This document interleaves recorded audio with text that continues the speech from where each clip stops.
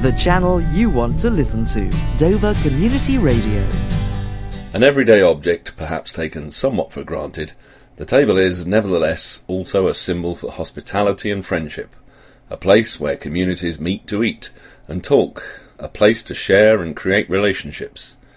There's the negotiation table, and tables can also be protective. Think of images of earthquakes. And the space under the table is a favourite with children, a space for the imagination and play.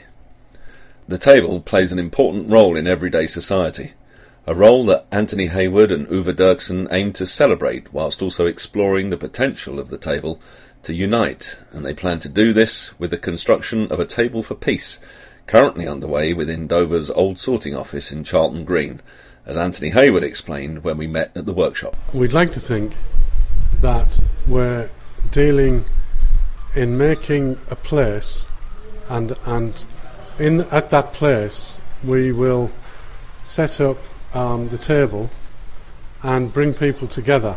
And in some ways that's a sort of crossroads of people's identities of sense of place, environment, territory.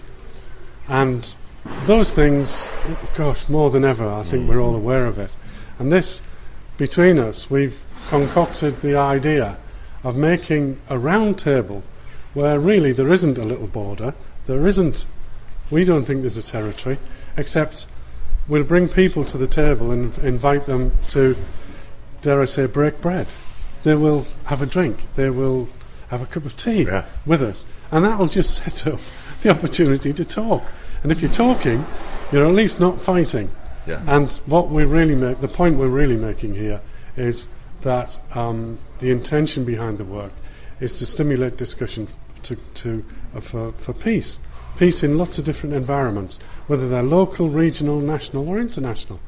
There are always disputes, there are always ways in which people find differences. We want to put the table into these contexts so that it generates the opportunity to talk. And of course, on a round table, there are no corners to hide in either. Exactly. We don't want anybody hiding. We want them to share the cream buns and the tea. And we want people to sit around the table. Yeah. And this is a fun project as much as anything, isn't it? With a serious undercurrent. Absolutely, it is. We want all ages to come to this table, all cultures, all sizes, colours. You can name what you like. We want to create the opportunity to bring them together with their different recipes, their different foods, and that'll start things off. But formally, underneath all of this, what underpins it is a formal structure.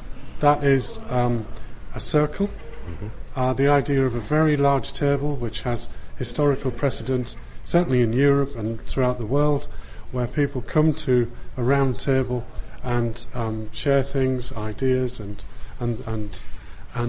games, and make friends, and try and see other things happening. So in a broad sense, that's what we're about. But maybe just to add, in terms of actually making the table, the physical sort of manifestation of what we're doing, is, I suppose, it's also bringing art and work, labour together. That is quite.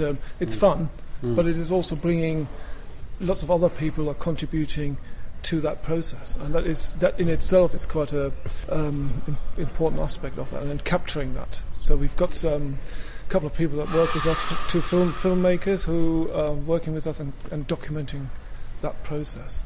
And you have some guys from the old post office centre helping you as well, don't you? That's right. Yeah. So we've got those. We've got Dover Arts Development. Some of the timbers have come from the Britannia pub. So the people that worked on the buildings out there, they helped out.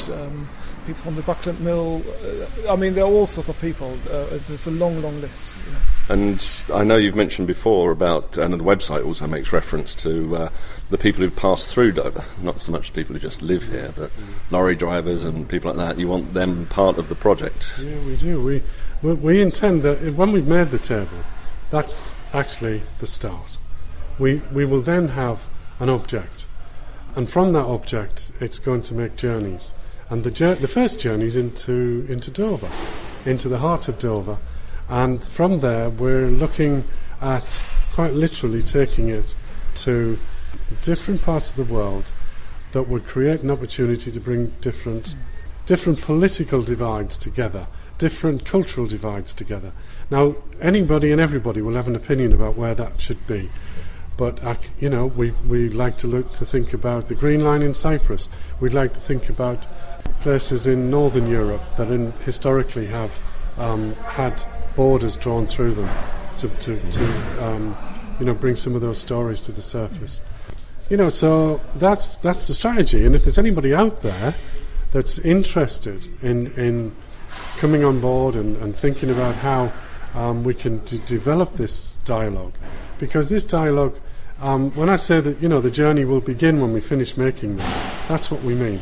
We mean a geographic journey that goes across borders, goes into new territories, and we all know what the African Spring is coming up, and it's been developing, all sorts of developments in the Middle East, and let alone our own countries.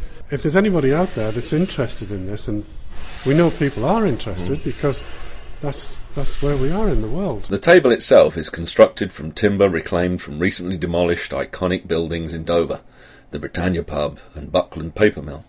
The people involved in the making include the artists, LSBC CEO Peter Green, as well as fine arts students and graduates from the University for the Creative Arts, alongside young people and long-term unemployed from Dover.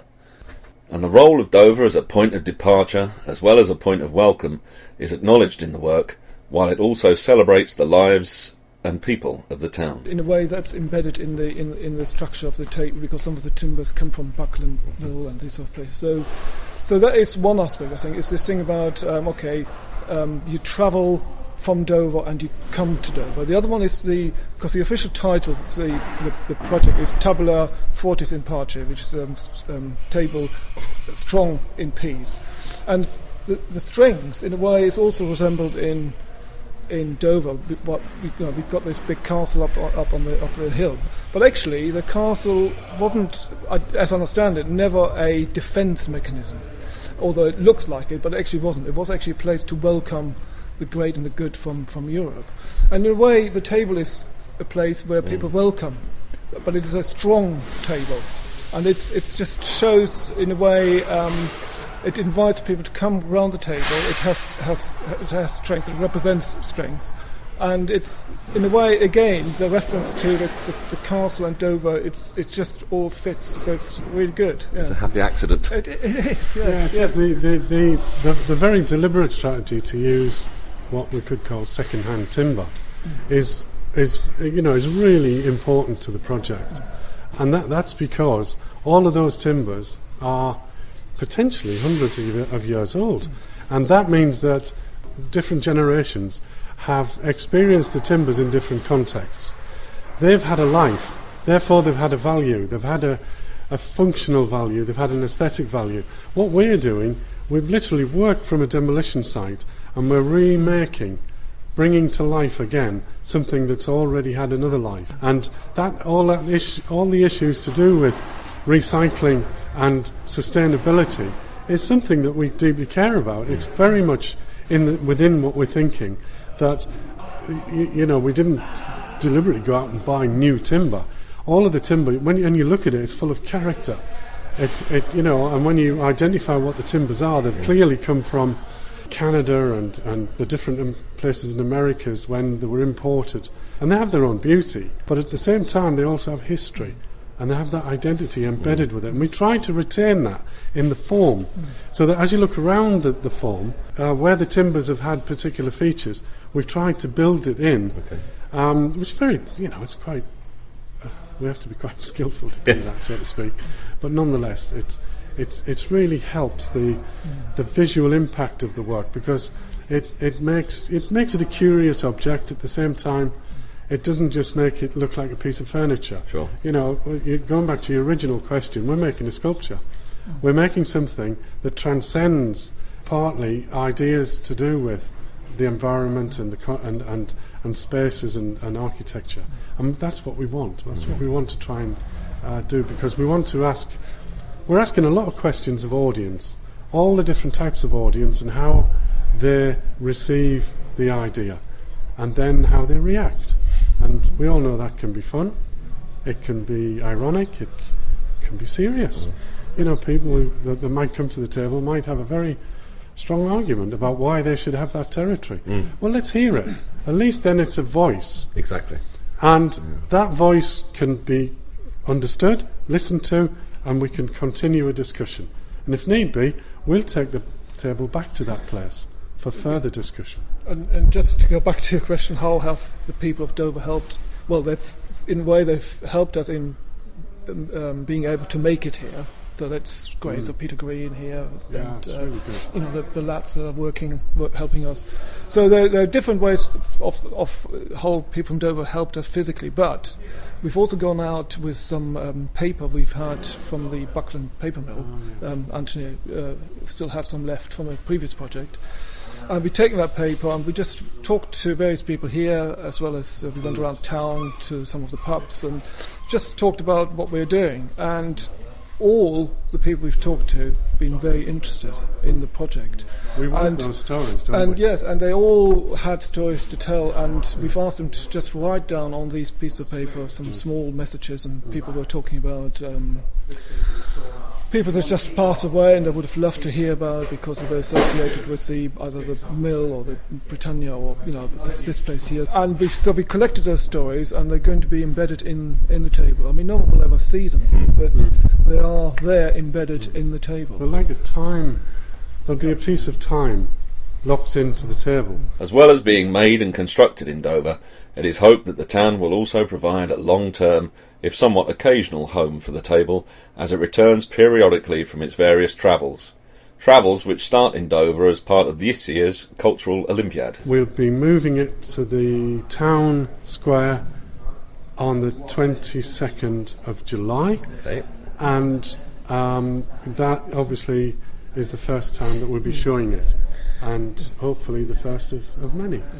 And maybe something that would be interesting to you as community radio is actually what we found is that the people we talk to actually, well, I certainly had the feeling when I talked to them that they actually liked the idea of having a voice, of having a voice talking about their history, their personal history, the people they knew, their particular environment, and they quite liked that, being that sort of, in a way, empowered to write down and just put down a message, and they asked for us to come back. So that is good. Yeah, because that will all then travel with the table and come back with the table with new stories and new associations. And it stimulates, I suppose stimulates self-worth in the community here in Dover. For sure. Because everybody, if this table is accepted and travels and maybe makes some of the sort of national headlines, possibly, you don't know. But everybody who's been talking to can say, "Oh yes, I know about this." Yeah, and as you say, the fact that its home is in Dover, and it comes and goes through Dover anyway, as do many, many hundreds of thousands of people. So physically, this is a big piece of I was going to say furniture, real estate. It is. It weighs over 4 tons. So we've made models, and we're talking to people who can lift and things. But I just wanted to say one other thing about confidence, really. And I think that if people do feel they want to write a story and see the table and maybe have a cup of tea at the table, I just think it gives the place an identity. Identity gives people confidence, and you can't do anything in this world without confidence, whether you're a banker, I'll leave a pause there, exactly, or an ordinary person in the street, or even somebody who has a racket and hits a ball hard. You've got to have confidence to walk out there. If this gives the town some confidence and within its identity, then we're up for it, because there's the whole of the southeast, with the Folkestone Triennale and things happening in Margate. Surely this is a very interesting idea that's developing here, and of course it can travel to each of those places, but that's what building identity is about, and building confidence. No, I totally agree, and there's plenty for Dover to feel confident and proud of. So I look forward to breaking the bread and having a cup of tea with you at the table. Brilliant. Thanks very much. Let's make it. Architecture, art or furniture. The Table for Peace is a project of Dover, from Dover, made in Dover. And if you'd like to take tea or break bread at the table, It will be in the Market Square, Dover, on July 23rd, and again on September the 17th. You may never look at a table in the same way again. The sound of Wycliffe's country. DCR, the channel you want to listen to.